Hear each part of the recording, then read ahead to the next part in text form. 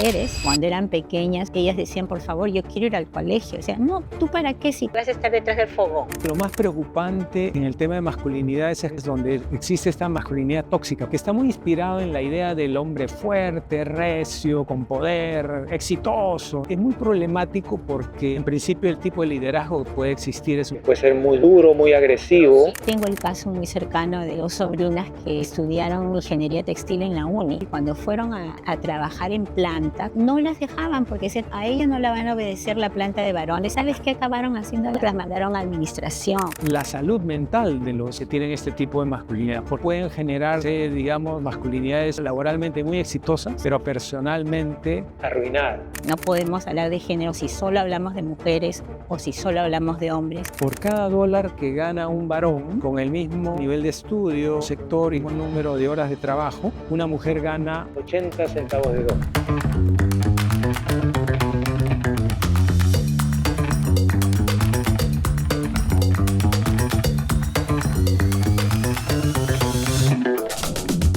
Bienvenidas y bienvenidos a Entre Líneas Laborales, un espacio donde analizamos las dinámicas del mundo del trabajo desde diferentes ángulos, con la guía de especialistas que nos ayudan a mirar más allá de lo evidente. Hoy abordaremos un tema súper importante para comprender la estructura de nuestras relaciones laborales, el enfoque de género. ¿Cómo se construyen los roles laborales en función del género? ¿Hay desigualdades que persisten y cómo podemos transformarlas desde la política pública y la cultura laboral?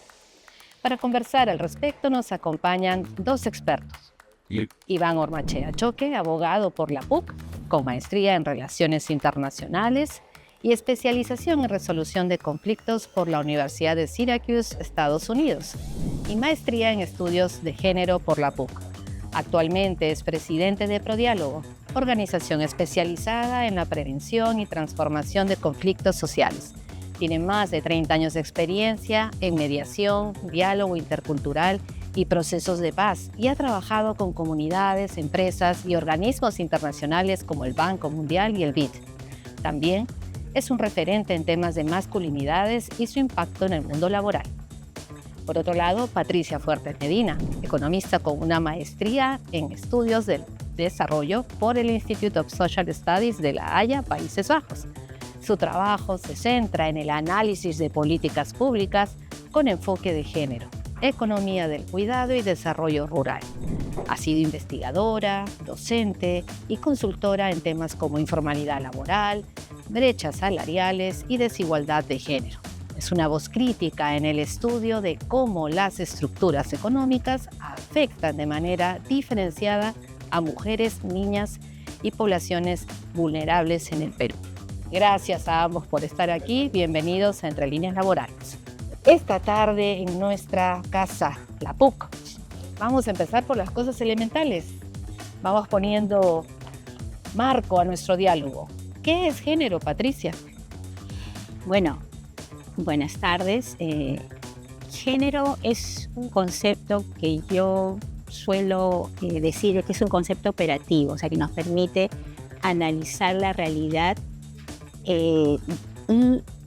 Es un concepto también relacional, o sea, es mirar la realidad enfocándonos en la situación y condición de las mujeres con respecto a los varones, o la situación y condición de los varones con respecto a las mujeres. Por eso es un concepto relacional.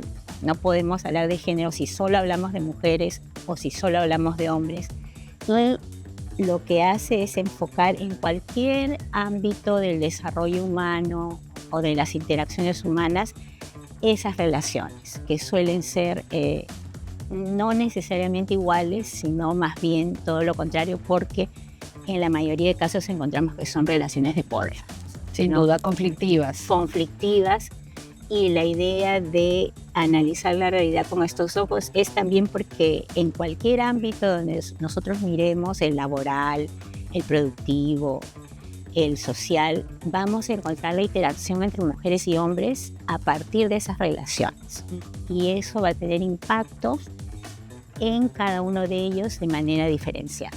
Por eso es importante este enfoque. Sin embargo, Patricia, tenemos también, lamentablemente, ciertas etiquetas que se han dado a la perspectiva de género y que no ayudan a entender a cabalidad por qué es que este enfoque es tan importante en nuestra mirada de investigación, en el mundo académico, en el mundo laboral, en cualquier parte.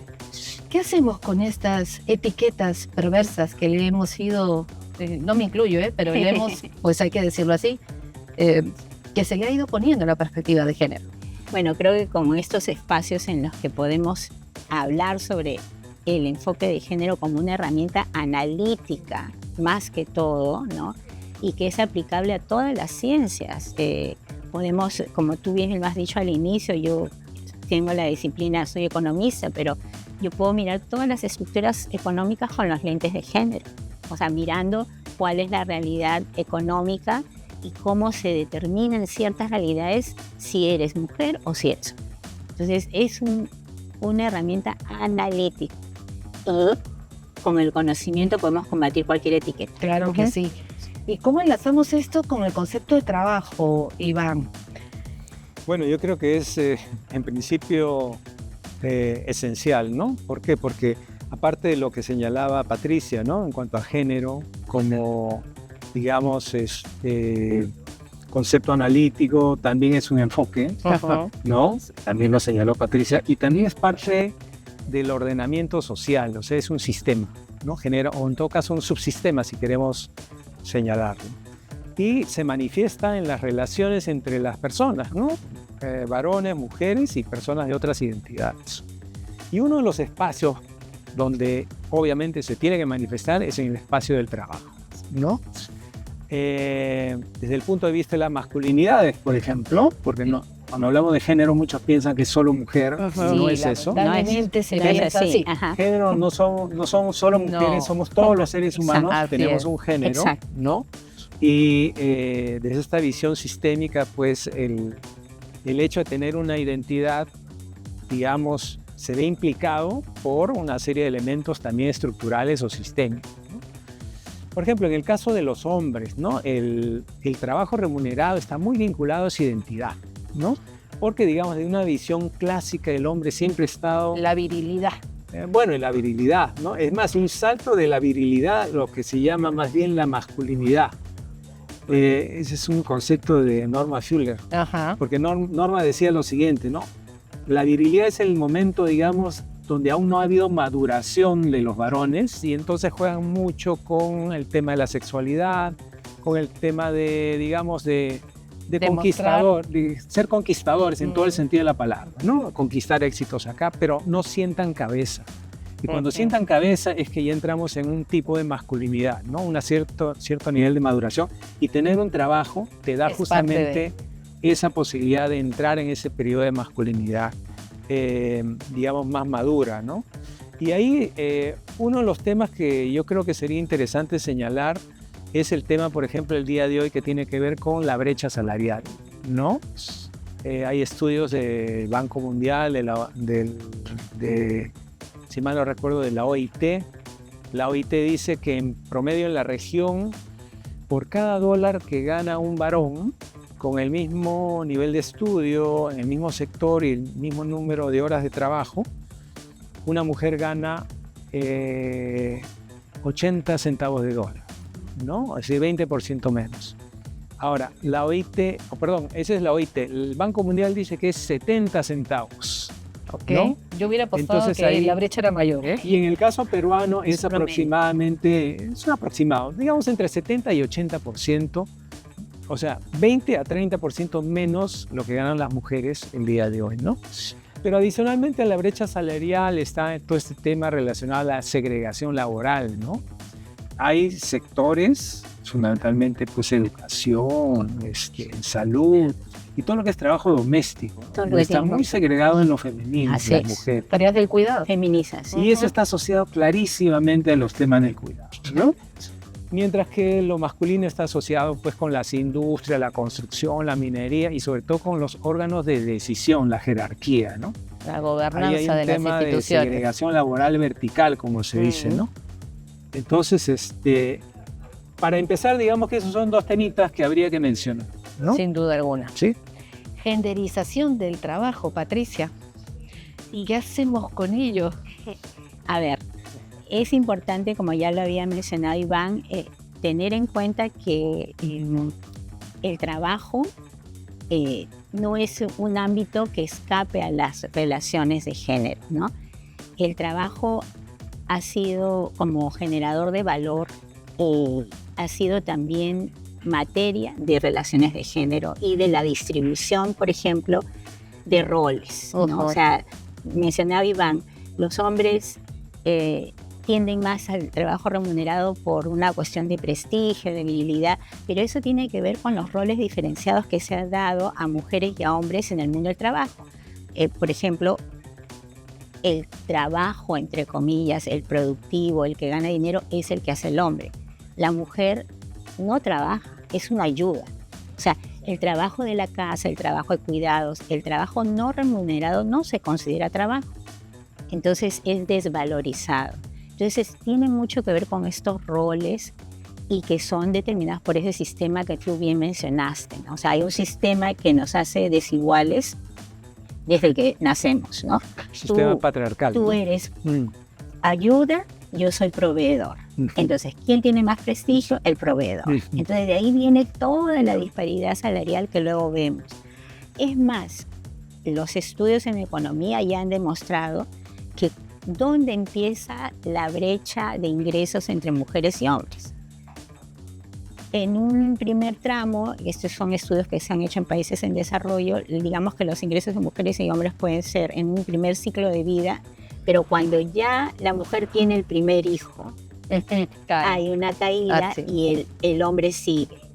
Porque un hijo no es lo mismo para una trabajadora que para un trabajador. No pasa nada en la vida del hombre, en cambio en la mujer pasa de todo, hasta la sacan del mercado. Entonces ahí empiezan las brechas. Entonces, por esta distribución diferenciada de roles y la desvalorización de lo que es el trabajo que se relaciona a lo femenino, estas brechas y esta segregación que bien mencionaste se dan. Hasta ese punto es de trascendente la cuestión de género en el mundo del trabajo, ¿no?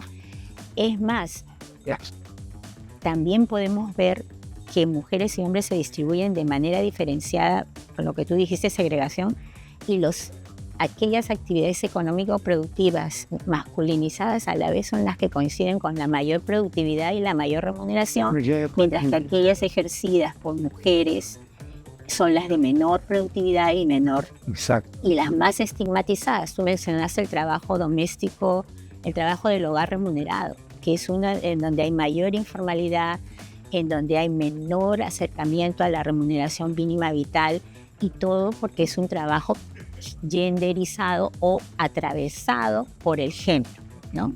Por las desigualdades de género. Pero también hemos ido observando a lo largo de la historia que hay ciertos cambios que van teniendo lugar. Por ejemplo, nuestra misma universidad. Mi madre estudió ingeniería aquí y era la única o una, dos, tres estudiantes a lo sumo en toda una promoción. Hoy en día ya no es así. El acceso a la educación superior cada vez está más plagada de mujeres, más mujeres interesadas en sacar adelante estudios superiores, y esto obviamente va marcando una pauta en el mundo del trabajo, en la economía. Así es. Entonces, nos obliga también a mirarnos con nuevos lentes. Así es. Y esto hace que le demos la palabra a Iván para que nos hable un poquito de este asunto de las nuevas masculinidades. Porque sin duda una nueva manera de mirarse como varones ayuda tremendamente a que las brechas y las desigualdades empiecen a achicar. Sí, claro.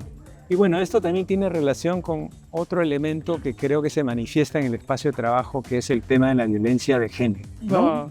El tema relacionado justamente al acoso sexual, al acoso laboral. Así. Que no necesariamente tiene que ser entre personas de distinto sexo. No necesariamente. Claro, efectivamente. Porque hay distintas formas de que pueda producirse el acoso. Ahora, creo que lo más preocupante en el tema de masculinidades es cuando tenemos ciertos sectores, ciertos espacios laborales donde existe esta masculinidad tóxica, por así llamarlo, ¿no? Algunos le llaman masculinidad hegemónica, ¿verdad? Ese es el término técnico, ¿no? que está muy inspirado en la idea del hombre fuerte, recio, con poder, exitoso, ¿no? Viril. Entonces, hasta la forma como gestiona su cuerpo es una manifestación de ese tipo de masculinidad.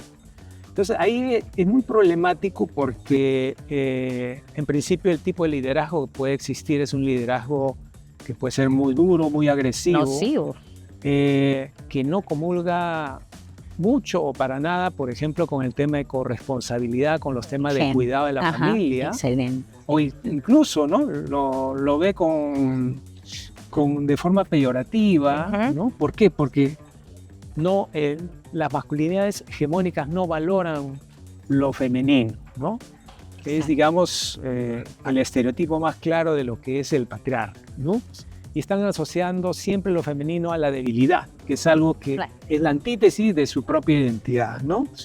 Entonces, bueno, tenemos este problema en algunos casos, y además eso va de la mano también con la salud mental de los varones que tienen este tipo de masculinidad, porque en principio no expresan sus sentimientos, que es otra característica, y pues se guardan, digamos, sus frustraciones, y están muy asociados también a la presión que puede generar el trabajo por encima de las obligaciones de cuidado, las obligaciones domésticas, ¿no?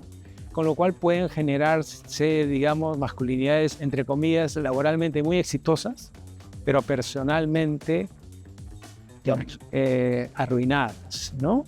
Y con relaciones muy pobres a nivel de lo doméstico y con muy poca vinculación con el cuidado doméstico. sin duda. Creo que es ahí donde hay que trabajar las nuevas masculinidades, que a Dios gracias hay varios intentos, ¿no? Desde la academia, desde programas estatales y desde sociedad civil, como la Red Peruana de Masculinidades, donde yo pude llevar un curso de facilitación en masculinidad para hacer ver a los varones que es importante y es posible ser un contribuyente protagónico en los temas de cuidado doméstico. Sin duda. Hay avance. Vamos a hacer una breve pausa, amigos, y volvemos en Entre Líneas Laborales. Ya, hacemos aquí una pausa. Musiquita. Ay, musiquita. No, corten. Corten. Hola, soy Oscar Soto, ingeniero industrial de formación y estudiante de la maestría de Relaciones Laborales en la Pontificia Universidad Católica del Perú. La maestría en Relaciones Laborales me ofrece conocimientos relacionados al trabajo en el marco de nuestra realidad sociolaboral nacional y en contraste con otros países, lo cual me permite proponer servicios de recursos humanos orientados hacia un trabajo decente en el Ministerio Público. Además, podré desarrollarme en otros campos que permitan multiplicar resultados mediante políticas públicas y herramientas de gestión en favor de los trabajadores de instituciones y organizaciones públicos y privadas. También como docente a nivel superior, compartiendo mi experiencia con nuevos valores. La maestría en Relaciones Laborales cuenta con una plana docente interdisciplinaria, vinculados a organizaciones e instituciones nacionales e internacionales, con una amplia y destacada experiencia en materia laboral. Comprende asignaturas dirigidas hasta por 3 docentes durante un mismo semestre. Este enfoque interdisciplinario en Derecho, Gestión, Economía y Sociología me dota de diversos conocimientos para elaborar propuestas de mejora de los servicios de recursos humanos. Todo profesional sensibilizado por nuestro diagnóstico sociolaboral nacional y comprometido con cambiar este contexto, debería optar por la maestría en Relaciones Laborales de la Escuela Postgrado PUC, porque desarrollarán aquellas competencias para diseñar e implementar propuestas de mejora en materia laboral de alto impacto en organizaciones e instituciones públicos y privados. Volvemos a Entre Líneas Laborales. Nos acompaña Iván Ormachea Choque y Patricia Fuertes.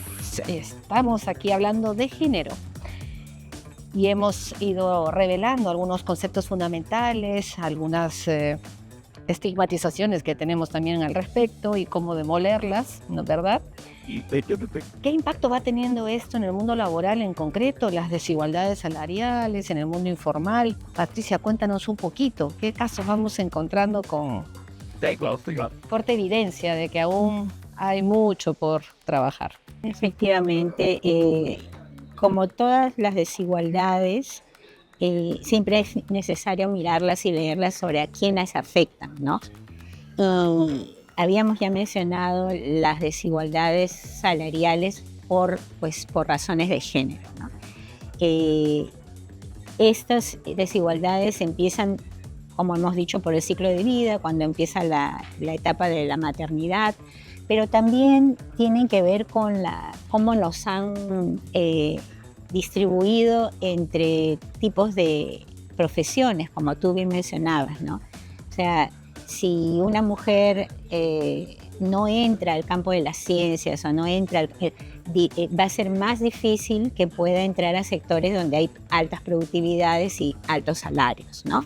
Entonces, desde que nos forman, ¿no?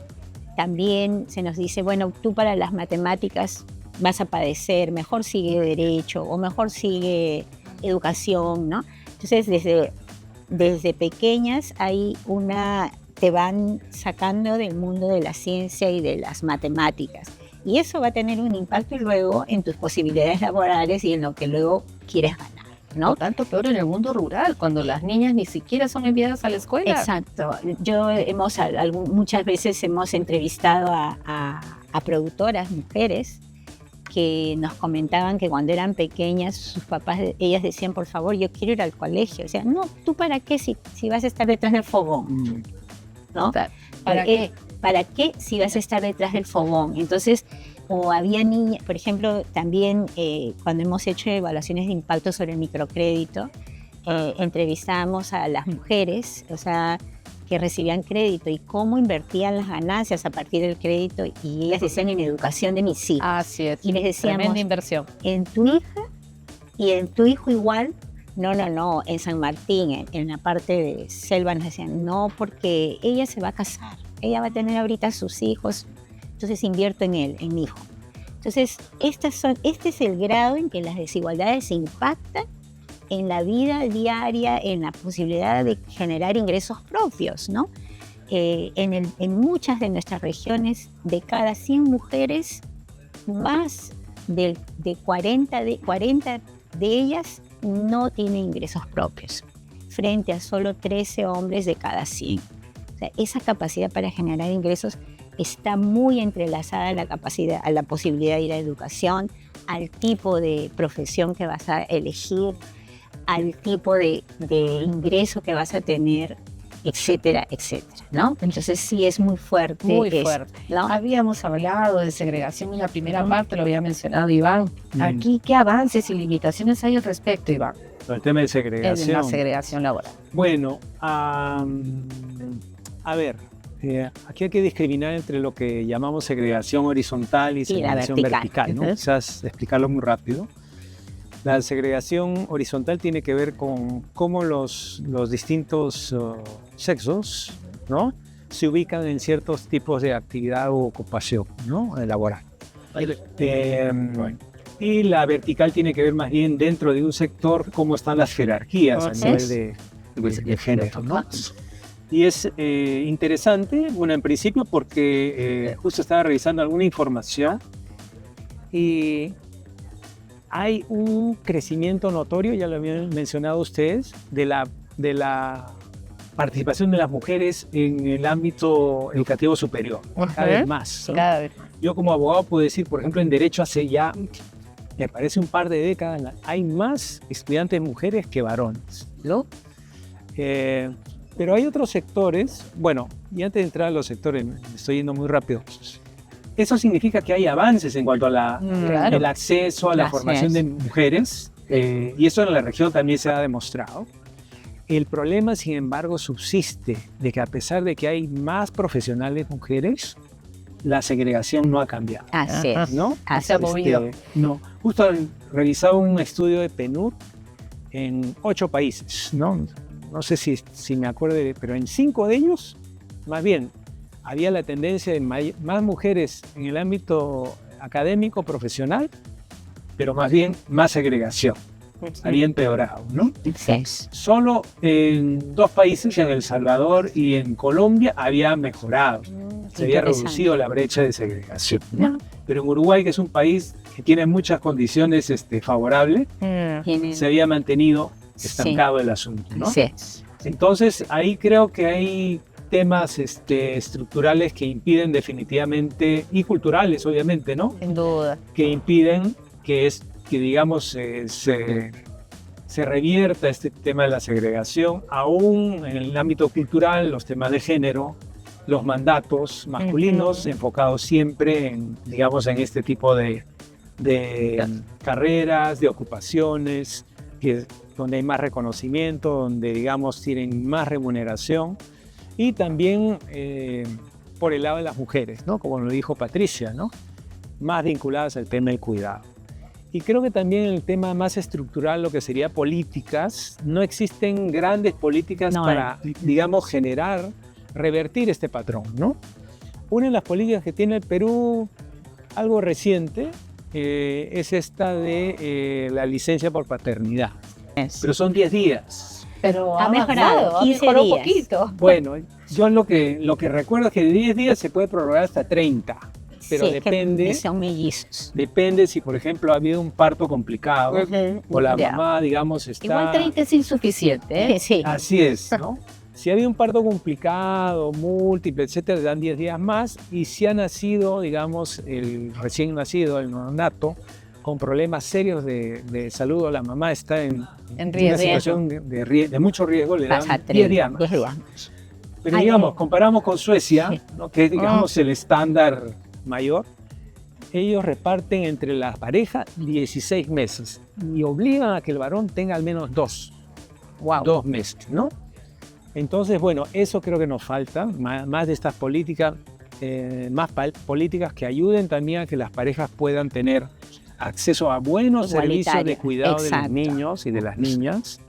Y creo que hay que hacer todo un cambio a nivel de las organizaciones, conjuntamente con el Estado y las empresas, en hacer consciente a la masa laboral de que este es un problema en el cual debemos todos involucrarnos por el bienestar, ¿no?, de nuestra sociedad, porque esto está generando desigualdad, estamos perdiendo talento por el lado femenino y estamos reforzando más bien ciertos patrones que no están contribuyendo a hacer que nuestra sociedad viva con mayor bienestar. Así es. Y que también tiene una mirada de sostenibilidad, porque la crianza positiva y en patrones que pongan en pie de igualdad a hombres y mujeres es vital.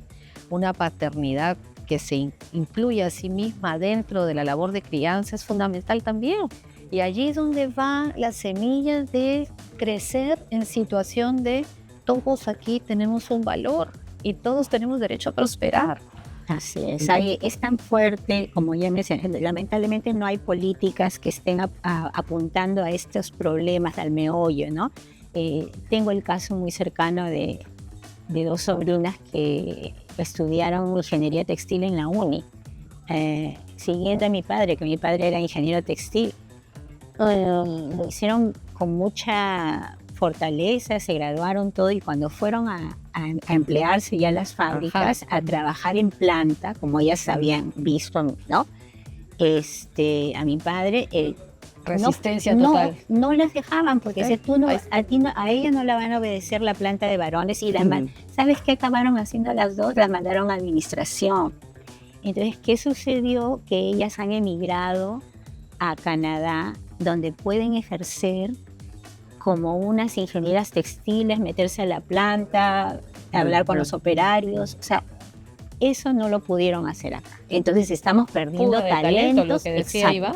Talentos porque no tenemos políticas que valoren y de igual manera el trabajo de las mujeres en las ciencias que del de los hombres, ¿no? Entonces es muy concreto el impacto, como puedes ver, de estas relaciones desiguales.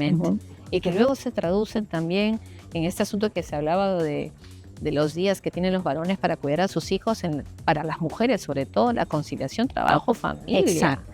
Es un tremendo tema en relación a cómo poder seguir siendo profesional y estar en el mercado, pero al mismo tiempo no descuidar el hogar. Exacto. Y además yo creo, mira, si los hombres estuviéramos mucho más involucrados en los temas de cuidado, yo creo que el nivel de violencia decrecería. menor, sí. exacto. Aminoraría. Creo que nuestro lado muchas veces reprimido, ¿no? El femenino, del porque todos afecto, tenemos claro, de la expresión de emociones, incluso evitaría, yo digo, enviar a nuestros hijos a la guerra, digamos, a espacios donde más bien la violencia masculina, digamos, se institucionaliza, ¿no? Así es. Creo que eso le haría muy bien a la humanidad. Sin duda alguna. Hemos tenido una conversación profunda y necesaria sobre cómo el género estructura nuestra idea de trabajo y las relaciones laborales. Patricia, Iván, tengo una última pregunta. ¿Qué mensaje dejarían a quienes nos escuchan sobre lo urgente y lo posible en materia de igualdad de género en el trabajo? Patricia. Bueno, hay muchas urgencias, pero creo que de lo que hemos conversado, la política de cuidados, la política nacional de cuidados es importante tenerla en cuenta. Hay la política nacional de igualdad de género que tiene una meta y que fue en el año 19 que se aprobó y que se tendría que implementar un sistema nacional de cuidados que esté vinculado al mundo del trabajo, porque estamos viendo que eso podría aliviar mucho gran parte de las desigualdades que hoy día hemos mencionado, ¿no? Eso es una urgencia. La otra urgencia creo que es quitar estos estigmas y permitir que este enfoque nos permita hacer mejores políticas públicas, ¿no? Enfocando a hombres y mujeres dentro de su propio valor y sus capacidades y posibilidades. ¿Iván? Sí, yo creo que este enfoque de género es un enfoque humanista, ¿no? Es una pena que muchos, sin incluso profundizar en el tema, lo hayan estigmatizado como un enfoque que quiere destrozar la familia o homosexualizar a las personas. No tiene ningún sentido, no es ningún propósito. Y yo creo que me pondría los lentes del género para invitar a quienes nos están escuchando a que vean en sus espacios cómo nos relacionamos, ¿no? Sobre estos temas relacionados al cuidado, ¿no? En nuestras casas, sobre todo a mis congéneres, a los varones, ¿no? Cuánto estamos aportando, cómo podríamos aportar, y también este tema llevarlo al ámbito del trabajo y también ver, ¿no? Con estos lentes cómo están distribuidos las distintas funciones, quiénes están, digamos, en la jerarquía, y hablar en una mesa así como nosotros sobre estos temas y ver si podemos generar cambios importantes, ¿no? Sería genial. Gracias, Patricia e Iván. Gracias a ustedes por acompañarnos en Entre Líneas Laborales. No olviden seguirnos para más conversaciones que atraviesan lo visible y lo invisible del mundo del trabajo. Hasta la próxima. Muchas gracias. Bien, gracias.